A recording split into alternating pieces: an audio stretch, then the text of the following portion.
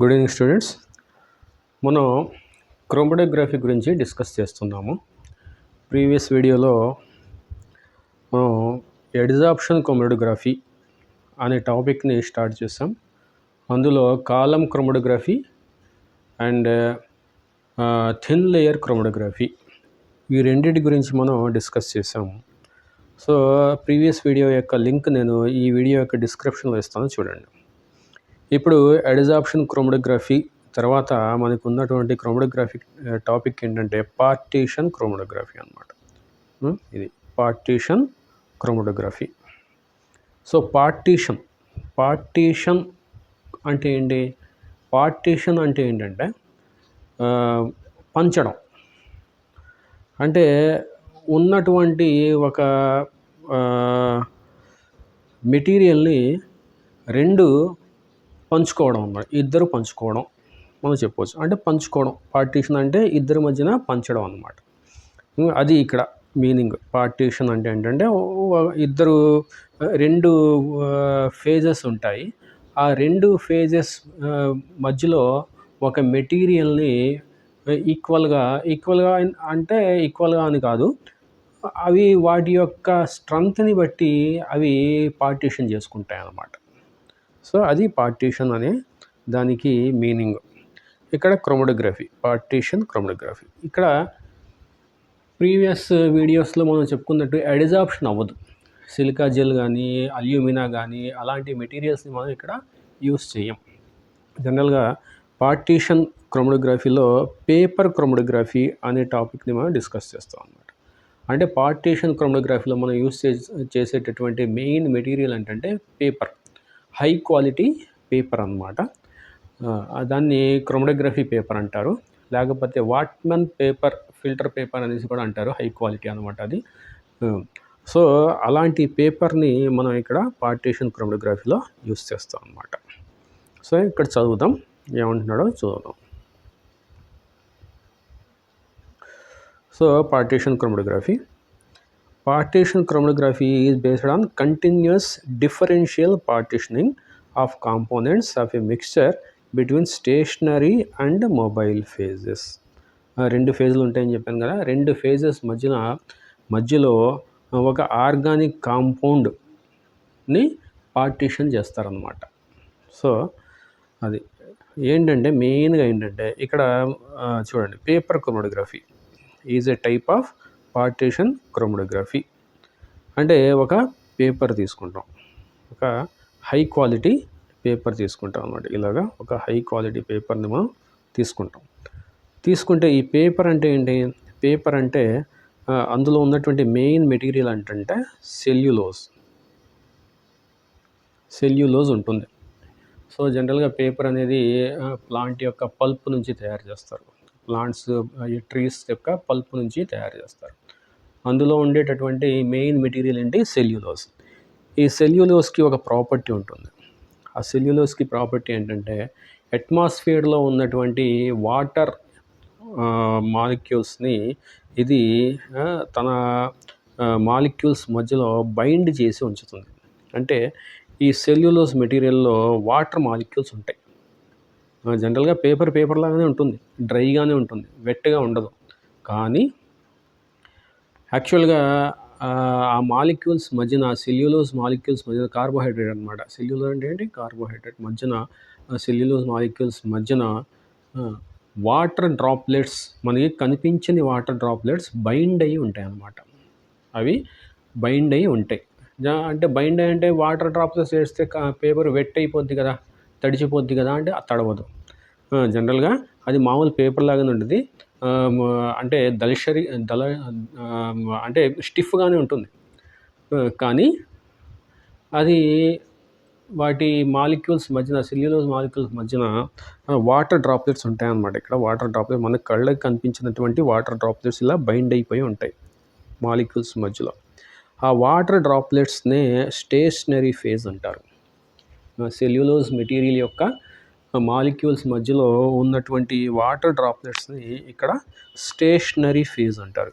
Stationery phase అంటే అది కదలు, అవి ఎక్కడున్నాయో అక్కడే అలాగే బైండ్ అయ్యి ఉంటాయి అన్నమాట. ఓకే. సో వాటిని ఆ మాలిక్యూల్స్ని స్టేషనరీ ఫేజ్ అనేసి అంటారు. Okay. So paper chromatography is a type of partition chromatography. In paper chromatography a special quality paper known as chromatography paper is used. అంటే మామూలుగా మనకి బుక్లో ఉన్నటువంటి పేపర్ యూస్ చేయరు, అది యూస్ చేస్తే చిరిగిపోతుంది. కానీ ఇక్కడ మనం యూస్ చేసేటువంటి పేపర్ ఏంటంటే చాలా హై క్వాలిటీ పేపర్ అనమాట. వాట్మెన్ ఫిల్టర్ పేపర్ అనేసి కూడా అంటారు, దాన్ని కూడా యూస్ చేయొచ్చు. దాన్ని క్రోమటోగ్రఫీ పేపర్ అనేసి అంటారు అనమాట. జనరల్గా ఫిల్టరేషన్ సెటప్స్కి వాటికి యూస్ చేస్తారు.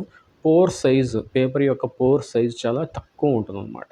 పోర్స్ చాలా తక్కువ ఉంటాయి, కానీ వాటర్ డ్రాప్లెట్స్ మాత్రం వాటి మధ్యలో మాలిక్యూల్స్ మీద ట్రాప్ అయి ఉంటాయి అన్నమాట. కానీ అవి కనిపించవు. వెట్గా ఆ పేపర్ ఉండదు, డ్రైగానే ఉంటుంది, కానీ వాటర్ డ్రాప్లెట్స్ లోపల ఉంటాయన్నమాట. Chromatography paper contains water trapped in it. చూసారా, chromatography paper contains water trapped in it అంటే క్రోమటోగ్రఫీ పేపర్లో వాటర్ మాలిక్యూల్స్ అనేవి ట్రాప్ అయి ఉంటాయి.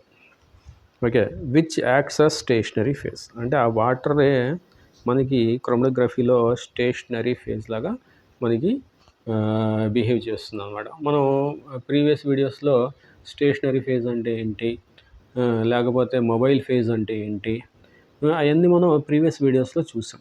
సో వాటి యొక్క డిస్క్రిప్షన్ నేను ఇక్కడ ఇస్తాను, అది చూడండి. సో ఏం చేస్తారంటే, a strip of chromatography paper is spotted at the base with the solution of a mixture is suspended in a suitable solvent or a mixture of solvents అంటున్నాడు. అంటే ఏంటంటే ఏ మెటీరియల్కి అయితే మనం పేపర్ క్రోమటోగ్రఫీ చెక్ చేయాలో ఆ మెటీరియల్ని మనం ఈ పేపర్ తీసుకున్నాం కదా, మనం ఈ హై క్వాలిటీ పేపర్ తీసుకున్నాం కదా క్రోమటోగ్రఫీ పేపర్, ఇక్కడ పెన్సిల్తో ఒక లైన్ గీస్తాం అన్నమాట. ఇక్కడ గీసి మనం ఒక టెస్ట్ ట్యూబ్లో ఒక సొల్యూషన్ తయారు చేసుకుంటాం. ఏ మెటీరియల్ అయితే మనం చెక్ చేయాలో, క్రోమటోగ్రఫీ చెక్ చేయాలో, ఆ మెటీరియల్ని టెస్ట్ ట్యూబ్లో తీసుకొని ఇక్కడ ఆ మెటీరియల్లో మనం ఒక సాల్వెంట్ యాడ్ చేస్తామంటే ఆ సాల్వెంట్ అనేది సింగిల్ సాల్వెంటా కావచ్చు, లేకపోతే మిక్సర్ ఆఫ్ సాల్వెంట్స్ కూడా కావచ్చు. సో అంటే ఈ మెటీరియల్ అనేది పూర్తిగా డిజాల్వ్ అవ్వాలన్నమాట, సొల్యూషన్ వచ్చేయాలి. టోటల్గా కింద ఏమి సెటిల్ అవ్వకుండా టోటల్గా క్లియర్ సొల్యూషన్ రావాలి. క్లియర్ సొల్యూషన్ అంటే ఏంటంటే, మనం సోడియం క్లోరైడ్ సాల్ట్ మనం తీసుకొని మనం వాటర్లో సాల్యుబుల్ చేసాం అనుకోండి, ఏమవుతుంది, క్లియర్ సొల్యూషన్ వస్తుంది. అంటే ఆ సాల్ట్ మనకి ఏం కనిపించదు, క్లియర్ ట్రాన్స్పరెంట్ సొల్యూషన్ వస్తుంది. అలాగా ఏది కూడా కింద సెటిల్ అవ్వదు అనమాట. కానీ ఒకవేళ కలర్డ్ మెటీరియల్ ఉంటే కలర్ కనిపిస్తుంది, కానీ క్లియర్గా ఉంటుంది అనమాట. సో అలాంటి సొల్యూషన్ మనం ప్రిపేర్ చేసుకోవాలన్నమాట. అంటే టోటల్గా ఈ మెటీరియల్ ఈ ఆర్గానిక్ సాల్వెంట్లో టోటల్గా సాల్యుబుల్ అవ్వాలి. అలాంటి మెటీరియల్ తీసుకొని ఇక్కడ చిన్న డ్రాపర్ తీసుకొని, ఇలా చిన్న డ్రాపర్ తీసుకొని, ఈ మెటీరియల్ని ఇక్కడ ఇలా స్పాట్ చేయాలన్నమాట. ఇక్కడ ఈ మెటీరియల్ని, ఈ సొల్యూషన్ యొక్క మెటీరియల్ని ఇక్కడ పేపర్ మీద ఆ పెన్సిల్ లైన్ మీద పెన్సిల్తోనే గీయాలి లైన్, పెన్తో గీయకూడదు. పెన్సిల్తోనే ఎందుకు గీయాలి అంటే, పెన్సిల్ అనేది అది గ్రాఫైట్, అది ఆర్గానిక్ సాల్వెంట్లో డిజాల్వ్ కాదు. కానీ పెన్తో డ్రా చేసామనుకో పేపర్ మీద, పెన్ అనేది డై అనమాట, ఒక ఆర్గానిక్ డై. అది మనం డెవలప్ చేసేటటువంటి సాల్వెంట్లో అది డిజాల్వ్ అయ్యి స్ప్రెడ్ అయిపోతుంది పేపర్ మీద. పెన్సిల్ అయితే పేపర్ మీద స్ప్రెడ్ అవ్వదు.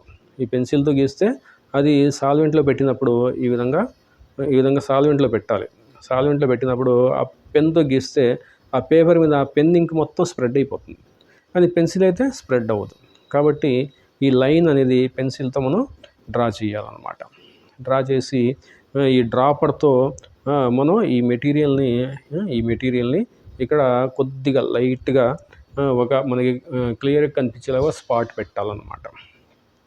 ఓకే, సో ఇప్పుడు ఏం చేయాలి, ఈ పేపర్ ఇలా మనం తయారు చేసుకుందాం కదా, ఈ పేపరు ప్లస్ లైను ప్లస్ ఈ డ్రాప్లెట్, ఇదంతా మనం పేపరు రెడీ చేసుకుందాం.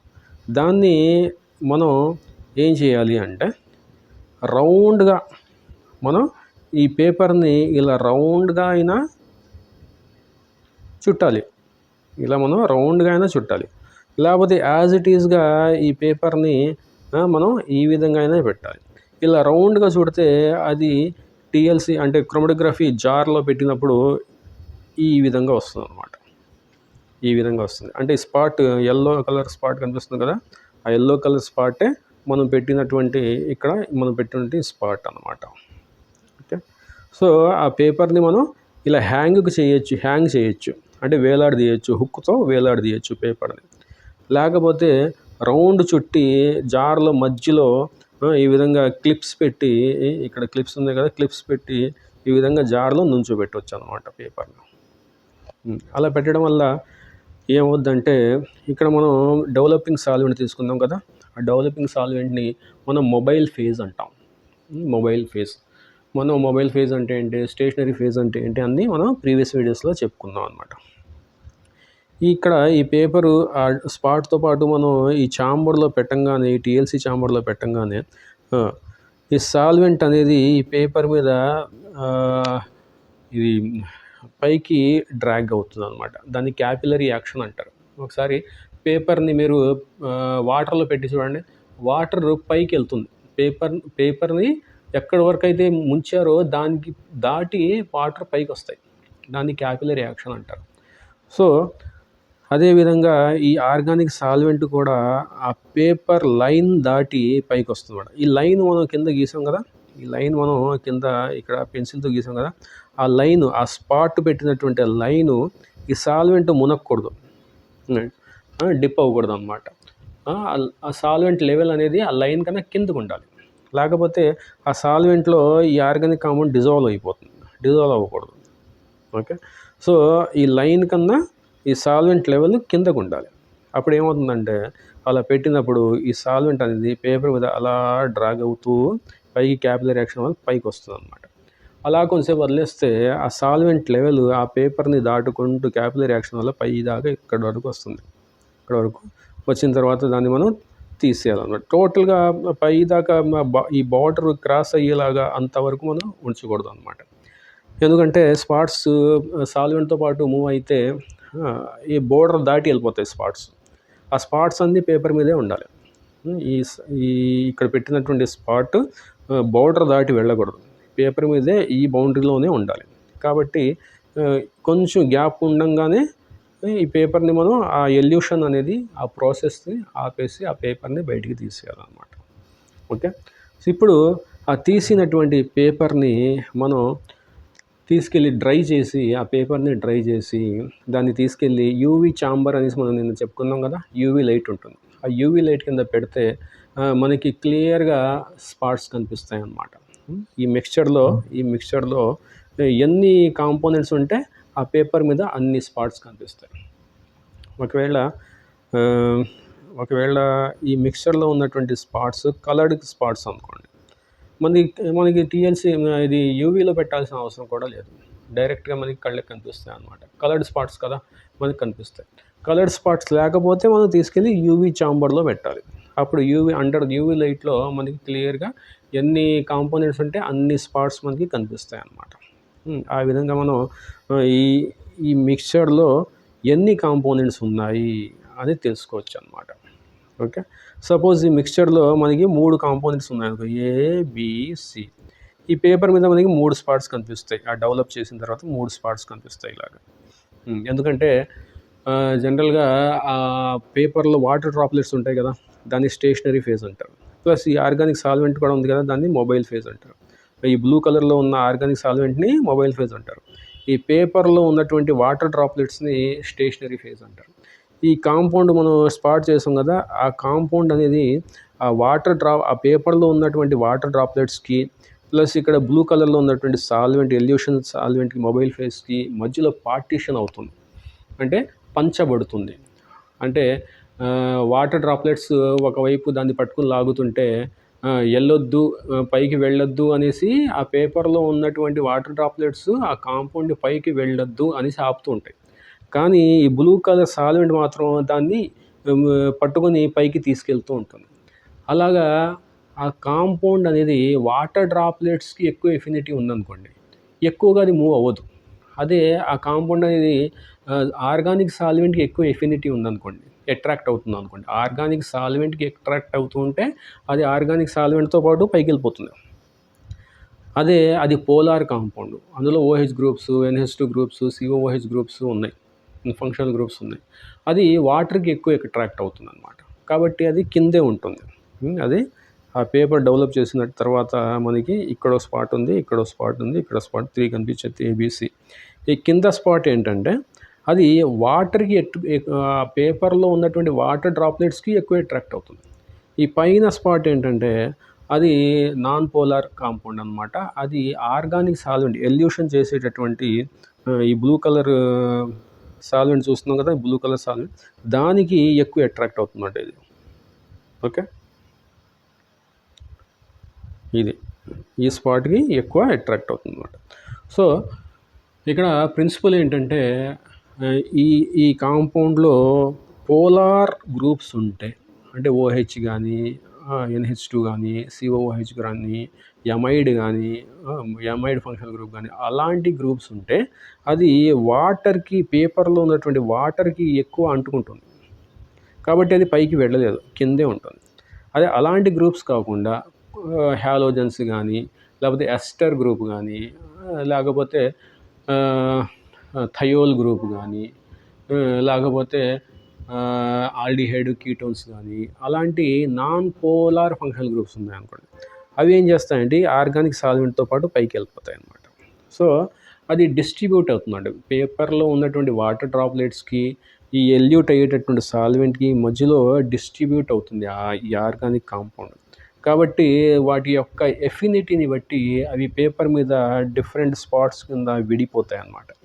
సో కింద ఉన్నటువంటి కాంపౌండ్ మోర్ పోలార్ అంటారు, మధ్యలో ఉన్నటువంటి కాంపౌండ్ మీడియం అన్నమాట, మోడరేట్ పోలారిటీ ఉంటుంది. పైన ఉన్నటువంటి ఈ కాంపౌండ్ నాన్ పోలార్ అన్నమాట. అంటే అందులో మోర్ పోలార్ గ్రూప్స్ ఉండవు. ఆల్కహాల్ గ్రూప్స్ కానీ, ఎమీన్ గ్రూప్స్ కానీ, యాసిడ్ గ్రూప్స్ కానీ, అలాంటి గ్రూప్స్ పైన కాంపౌండ్లో ఉండవు, కింద స్పాట్లో ఉంటాయి అన్నమాట.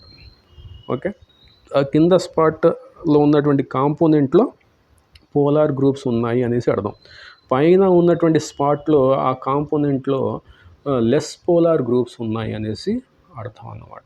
సో ఆ విధంగా మనం ఈ ఉన్నటువంటి ఈ మెటీరియల్లో ఎన్ని కాంపోనెంట్స్ ఉన్నాయి అంటే 3 స్పాట్స్ వస్తే 3 కాంపోనెంట్స్ ఉన్నట్టు, 2 స్పాట్సే వచ్చినాయి అనుకో, ఈ మిక్చర్లో 2 కాంపోనెంట్సే ఉన్నట్టు. అదే 5 స్పాట్స్ వచ్చింది అనుకో దీంట్లో, అంటే ఈ మెటీరియల్లో 5 స్పాట్స్ ఉన్నట్టు అనమాట. అంటే సెపరేట్ అవ్వకపోతే మనం ఏం చేయలేం. దాన్ని వేరే విధంగా వేరే మెథడ్స్ ఉన్నాయి, వాటిని సెపరేట్ చేస్తారనమాట. ఈ సాల్వెంట్ పొలారిటీని చేంజ్ చేసి మళ్ళీ చెక్ చేస్తారనమాట. ఆ సాల్వెంట్ పొలారిటీని చేంజ్ చేస్తే సెపరేట్ కాని స్పాట్స్ కూడా సెపరేట్ అవుతాయి అన్నమాట. అంటే 2 డైమెన్షనల్ పేపర్ క్రోమటోగ్రఫీ అనేసి ఉంది, రేడియల్ పేపర్ క్రోమటోగ్రఫీ అనేసి ఉంది, అలా different methods. Ascending paper chromatography అనేసి ఉంది, డిసెండింగ్ పేపర్ క్రోమటోగ్రఫీ అనేసి ఉంది. అలాగా డిఫరెంట్ పేపర్ క్రోమటోగ్రఫీస్ ఉన్నాయన్నమాట. అవి హయ్యర్ స్టడీస్లో మీరు నేర్చుకుంటారు. సో కానీ ఇక్కడ మాత్రం ఇక్కడ TLC మీద ఎన్ని స్పాట్స్ ఉంటే ఈ కాంపోనెంట్లో అన్ని ఈ మెటీరియల్లో అన్ని కాంపోనెంట్స్ ఉన్నట్టు అన్నమాట. సో ఈ విధంగా మనం పేపర్ క్రోమటోగ్రఫీ గురించి మనం తెలుసుకోవచ్చు అన్నమాట. ఓకే, ఇప్పుడు చదువుదాం ఏముందాడో. ద సాల్వెంట్ అంటే బ్లూ కలర్లో ఉంది కదా కింద, ఆ సాల్వెంట్ అన్నమాట. బ్లూ కలర్లో సాల్వెంట్ ఏమంటున్నాడంటే the solvent rises up the paper by capillary action and flows over the spot. అంటే సాల్వెంట్ స్పాట్ దగ్గరికి వచ్చినప్పుడు ఆ స్పాట్లో ఉన్నటువంటి కాంపోనెంట్స్ని పైకి డ్రాగ్ చేస్తుంది, తనతో పాటు పైకి తీసుకెళ్ళడానికి ట్రై చేస్తుంది.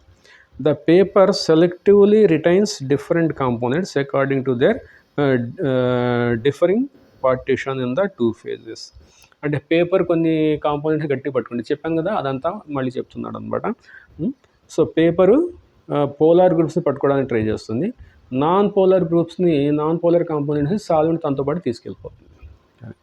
The paper strip so developed is known as chromatogram అంటారు. అంటే ఈ డెవలప్ అయిన తర్వాత ఈ పేపర్ ఉంది కదా, అందులో ఆ స్పాట్స్ కలిగినటువంటి ఆ పేపర్ ఉంది కదా, దాన్ని క్రోమటోగ్రామ్ అంటారు అన్నమాట. Chromatogram. Okay, the spots of the separated coloured compounds are visible at the different heights from the position of the initial line అనమాట. ఈ ఇనీషియల్ లైన్ నుంచి మనకి డిఫరెంట్ హైట్స్లో ఈ స్పాట్స్ అనేవి మనకి పేపర్ మీద కనిపిస్తాయి. Okay. On the chromatogram, the spots of the separated colorless components may be observed either under UV light or by use an appropriate spray reagent as discussed in the under the thin layer chromatography. అంటే ఏంటంటే మనం ఒకవేళ మన కళ్ళకి కనిపిస్తే colour spots మనం కళ్ళతో చూసేయచ్చు, అలాగే మనకు తెలిసిపోతుంది ఎన్ని కాంపోనెంట్స్ ఉన్నాయో. అదే మనకి కళ్ళకి కనిపించట్లేదు అనుకో, దాన్ని తీసుకెళ్ళి మనం యూవీ ఛాంబర్లో పెడతాం, యూవీ లైట్ కింద పెడతాం అనమాట. అది సపరేట్గా ఒక యూవీ ఛాంబర్ అనేసి ల్యాబొరేటరీస్లో ఉంటుంది. సో అది కూడా మార్కెట్లో దొరుకుతుంది, కొనుక్కోవచ్చు అనమాట. మనం ల్యాబొరేటరీస్లో కానీ లేకపోతే కాలేజెస్లో కానీ అది ఒక ఇన్స్ట్రుమెంట్ లాగా మనకి యూవీ లైట్ ఛాంబర్ అనేసి మనకి ఉంటుందన్నమాట. దాని కింద తీసుకెళ్ళి ఈ పేపర్ని పెడితే మన కళ్ళకి డైరెక్ట్గా కనిపించిన స్పాట్స్ ఆ యూవీ లైట్ కింద మనకి కనిపిస్తాయి అన్నమాట. లేకపోతే అలా కూడా కనిపించకపోతే మనం ఏం చేస్తామంటే కొన్ని స్ప్రే రీఏజెంట్స్ ఉంటాయి. ప్రీవియస్ వీడియోలో మనం థిన్ లేయర్ క్రోమటోగ్రఫీలో మనం స్ప్రేయింగ్ రీఏజెంట్స్ మనం చూసాం, సొల్యూషన్స్ అన్నమాట. వాటిని ఆ పేపర్ మీద స్ప్రే చేస్తారు. స్ప్రే బాటిల్ ఉంటుంది కదా, స్ప్రే మనకి కొన్ని స్ప్రే బాటిల్స్ ఉంటాయి కదా, ఆ స్ప్రే బాటిల్స్ లాగా ఆ సొల్యూషన్ని, ఆ నిన్హైడ్రిన్ సొల్యూషన్ కానీ, ఎనిసాల్డిహైడ్ పారాయిన్సాల్డిహైడ్ సొల్యూషన్ని కానీ, లేకపోతే ఫాస్ఫోమాల్విడిక్ యాసిడ్ సొల్యూషన్ కానీ, అలాంటి సొల్యూషన్స్ ఉంటాయి అన్నమాట. ఆ సొల్యూషన్స్ని మనం ఆ పేపర్ మీద స్ప్రే చేస్తే అప్పుడు మనకి ఎక్కడైతే ఆ స్పాట్స్ పేపర్ మీద ఉన్నాయో అక్కడ కలర్డ్ స్పాట్స్ కనిపిస్తాయి అన్నమాట మనకి. సో ఆ విధంగా మనకి ఆ పేపర్ మీద ఎన్ని స్పాట్స్ ఉన్నాయో తెలుస్తుంది. సో అది పార్టీషన్ క్రోమటోగ్రఫీ గురించి అన్నమాట. ఓకే. సో పార్టీషన్ క్రోమటోగ్రఫీలో మనం పేపర్ తీసుకుంటాం, దాని మీద మనం ఏదైతే కాంపౌండ్ మనం చెక్ చేయాలో దాని యొక్క స్పాట్ పెడతాం, దాన్ని ఆ జార్లో పెట్టి టీఎల్సీ జార్లో పెట్టి మనం ఎల్యూడ్ చేస్తాం, ఎన్ని స్పాట్స్ వచ్చాయో చెక్ చేస్తాం. ఆ పేపర్ మీద ఎన్ని స్పాట్స్ వస్తే ఆ కాంపౌండ్లో అన్ని కాంపోనెంట్స్ ఉన్నట్టు అనమాట. వచ్చినటువంటి ఆ స్పాట్స్ని మనం డైరెక్ట్గా కలర్డ్ స్పాట్స్ అయితే కలర్తో చూస్తాం. ఒకవేళ మన కళ్ళతో చూడలేకపోతే యూవీ ఛాంబర్లో పెట్టి చూస్తాం, అక్కడ కూడా కనిపించకపోతే స్ప్రేయింగ్ రీఏజెంట్స్ మనం స్ప్రే చేసి ఎన్ని స్పాట్స్ ఉన్నాయో తెలుసుకుంటాం. సో అది పార్టీషన్ క్రోమటోగ్రఫీ, అందులో పేపర్ క్రోమటోగ్రఫీ అన్నమాట. ఓకే. ఈ విధంగా మనం క్రోమటోగ్రఫీ అనే టాపిక్ని కంప్లీట్ చేసాం. నెక్స్ట్ క్లాస్లో మనం ఇక్కడ qualitative analysis of organic compounds అనేసి ఉంది. క్వాలిటేటివ్ అన్నమాట. క్వాలిటేటివ్ అంటే ఏంటంటే ఒక మెటీరియల్, ఆర్గానిక్ మెటీరియల్లో ఏమేమి ఎలిమెంట్స్ ఉన్నాయి, కార్బన్ ఉంది, హైడ్రోజన్ ఉంది, సల్ఫర్ ఉంది, నైట్రోజన్ ఉంది, ఆక్సిజన్ ఉంది, ఫాస్ఫరస్ ఉంది. జనరల్గా ఆర్గానిక్ కాంపౌండ్స్లో ఇవి ఉంటాయి. సో మనకి ఇచ్చినటువంటి మెటీరియల్లో ఏమేమి ఉన్నాయి, కార్బన్ ఉంది, హైడ్రోజన్ ఉంది, అలా ఎలా కనుక్కుంటారు, ఆ ఎలిమెంట్స్ ఉన్నాయి అనేసి ఎలా కనుక్కుంటారు. సో దాని గురించి మనం నెక్స్ట్ క్లాస్లో చూద్దాం. అది qualitative analysis of organic compounds అనమాట ఆ టాపిక్. సో క్రోమటోగ్రఫీ అయిపోయింది. ఈ టాపిక్ గురించి మనం నెక్స్ట్ క్లాస్లో నుంచి స్టార్ట్ చేసి డిస్కస్ చేద్దాం. ఓకే, అప్పటి వరకు టేక్ కేర్, బాయ్.